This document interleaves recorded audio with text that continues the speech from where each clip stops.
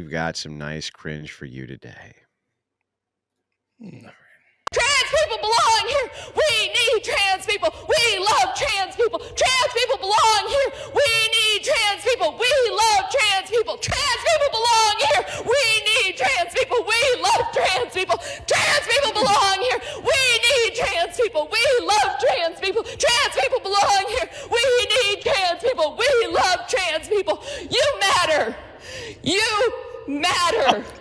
And I am fighting for you. And I will not stop. I will not stop today. I will not stop tomorrow. You are loved. You matter. You belong here.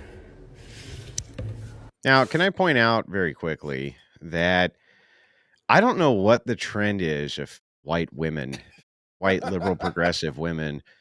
But I think, and you can correct me if I'm wrong here, this is conspiratorial territory I'm about to get in here, tinfoil hat stuff, Rob. But I think it is the case that these nasty white progressive women, I think that they just want to cut off their son's I think they hate men.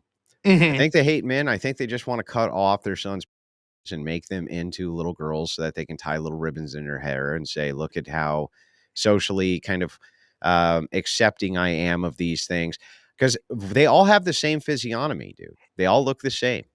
Is it they're trying to create women that are uglier than them? Finally, they could outperform their own daughters, when they get older.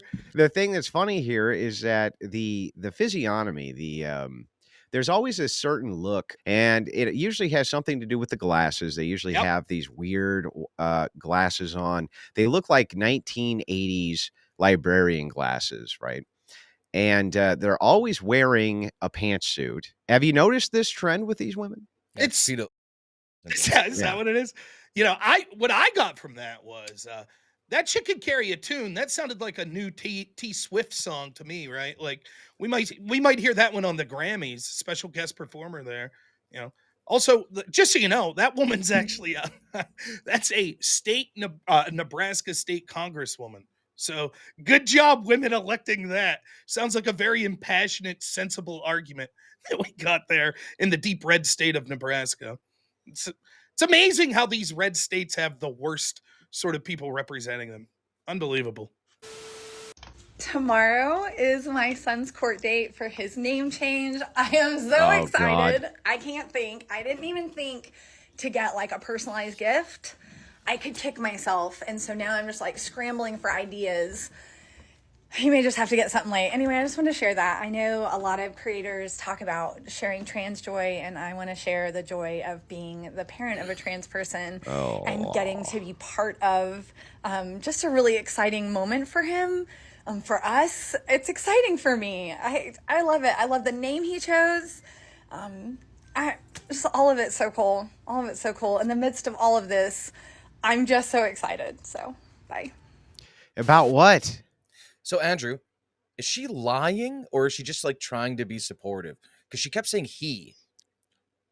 Well, that was my question. Or did her daughter change to a boy? And then we don't know, right? It's always ambiguous. We don't actually know due to the ambiguity of the language which is used here. The thing is my like son's name change, right? Yeah. So yeah, but is that the name change which made that the son though? Yeah. Fair enough. Like we don't know. You know what I mean? Could you imagine if this crazy lunatic was your mother? Could you imagine that?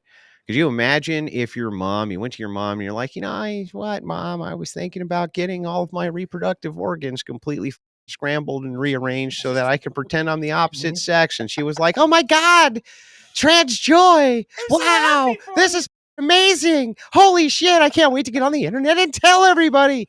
There's some form of social interaction which happens here where they feel a sense of validation from inside of one of these communities. Most of the time, these women are completely batshit crazy. They have what's called flitter brain, and they also are this woman. Yeah, yep. And they're also usually lunatics in their interpersonal dynamics and relationships with other people. And it's like, could you just imagine, like, why would you do this thing? the fact that they will and then call it love is just astounding to me.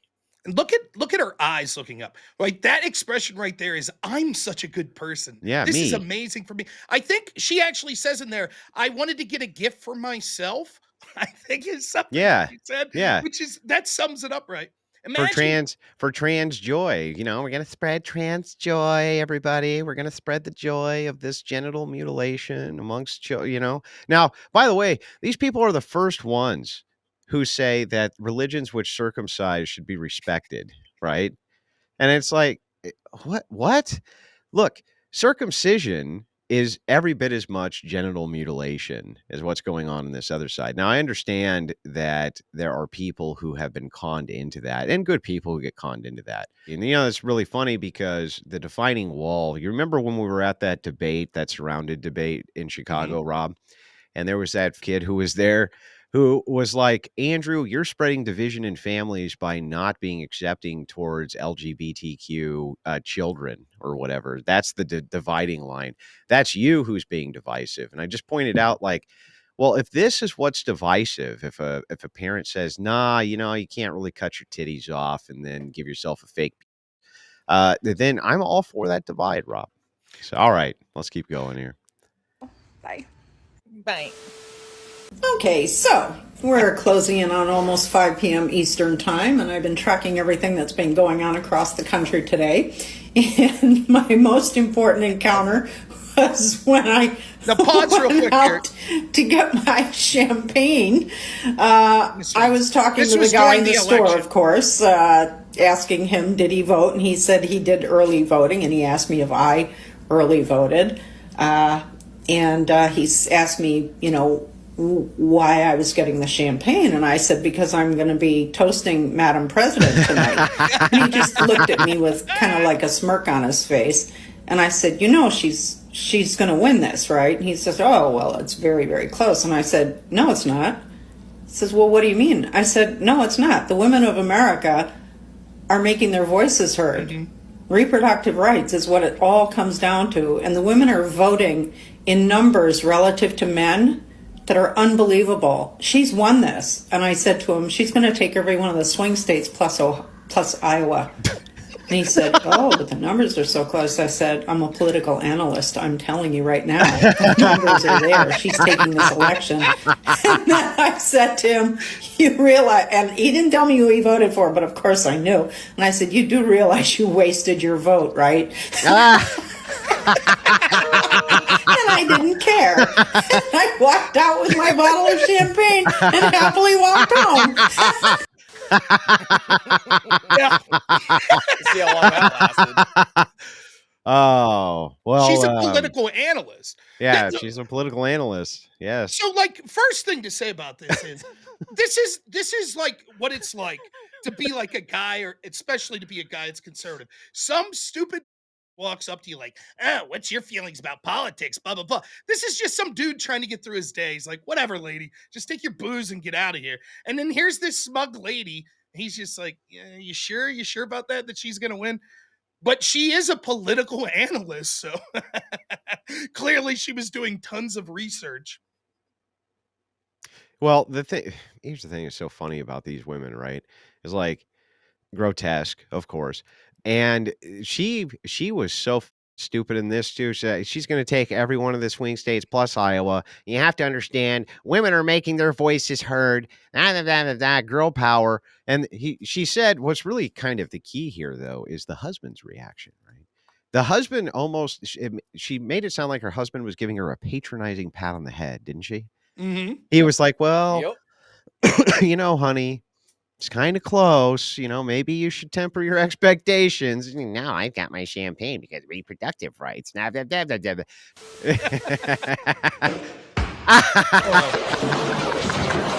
no. Oh.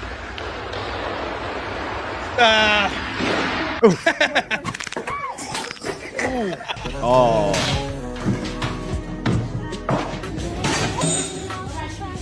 Showings this weekend. Oh, cute. Oh, no.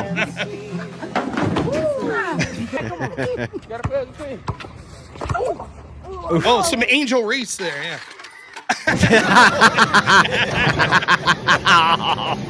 Down. Oh.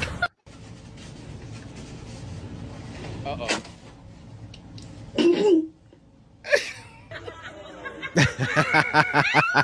Oh, she drunk. Oh no. No.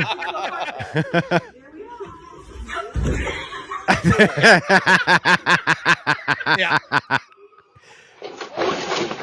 Oh. Women.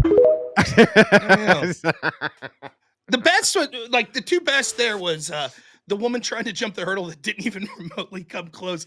But then the woman on the treadmill, because the guy beside, like his look at him. He didn't even change his reaction. He's just like, whatever. Yeah, she didn't come She close. wasn't even close, Rob. She wasn't even close. Like, is this her first time on a tread? Like, look, I'm a big fat guy. I'm not trying to. He don't give a shit. Yeah. Yeah. Here we go. Oh, not even close. It reminds me of that old. It's so bad. So here, you can tell she's more focused on the camera. She's like, oh yeah, okay, camera time.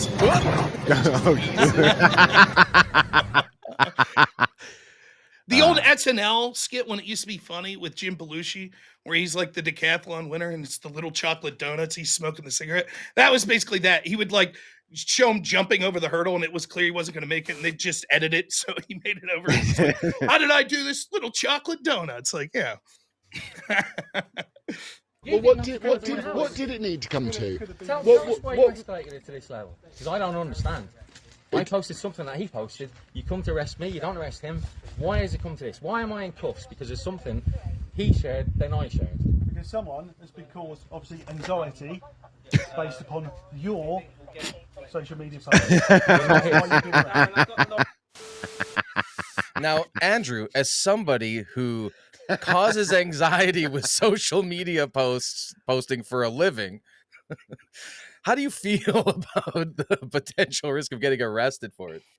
I mean, I'm all for it. This is a great policy. I mean, the thing is that if I could go ahead and have everybody arrested who criticizes me online, I think that we should do that immediately because the list is way bigger the other direction, right?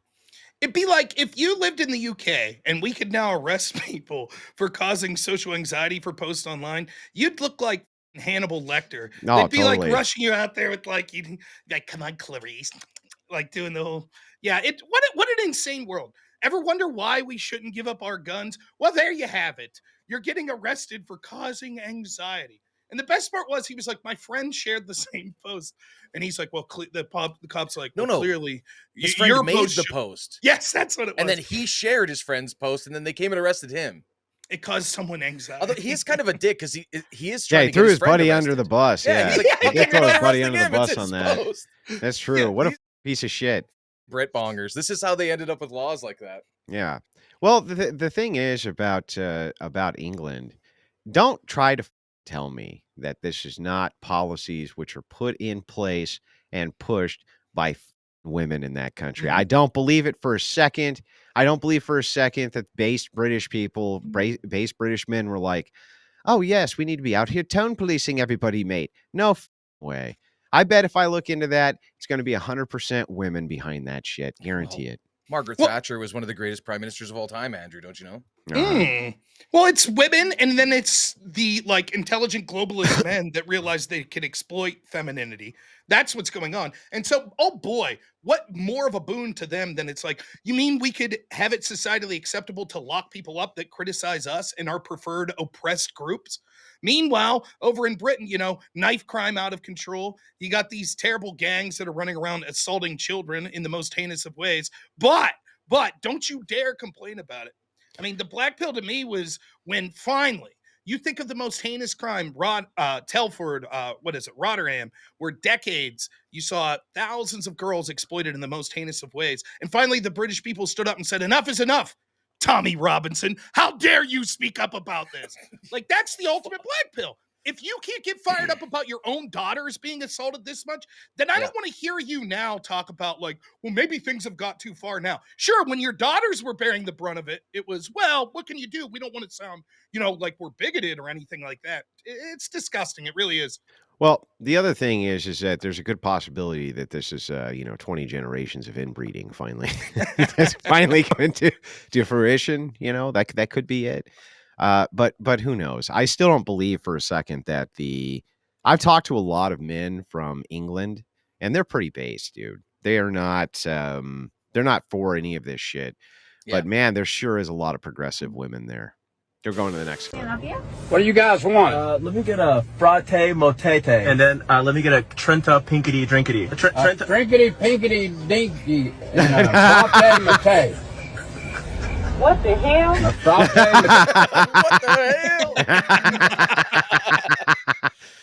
mate and a freakity pinky dink. Was that a pink drink and a did you say cafe au lait? Fratte mate. Latte mate. I don't think we got one of those. Oh, okay. I'm sorry. First time. A pinkety dinkety. First time. Pinkety dinkety. Now, my wife does that shit to me. Like, she'll be like, hey, drive through there. Whatever the like gayest sounding drink is, she'll make me buy. I had to buy at Dairy Queen. We drove through on our way to our anniversary this Saturday. We drove through and she got, and I'm quoting now, a mocha mou latte. And the woman that was on the other end, like it was like she was in on the joke. She's like, I'm sorry, I couldn't hear that. Made me repeat it 3 times. And each time I just felt gayer and gayer. I was like, please don't make me say mocha mou latte again. So I feel this old man. That is what it's like, particularly at Starbucks. That's why I stay the hell away from that place. That and they burn their coffee. You don't care for it. You don't like the venti coffee or whatever. It's like, speak English. You're here. I don't like burnt beans that are then like boiled or whatever they do. Like they have the worst. I like regular coffee. Well, it's also $7 for a cup of coffee. I'm not paying $7 for a cup of coffee. Man, I'll go to McDonald's and get a kiss my cup ass. for The $1.50. Arco station has plenty good coffee, and it's 50 cents. Yeah. So yeah, I'll do that.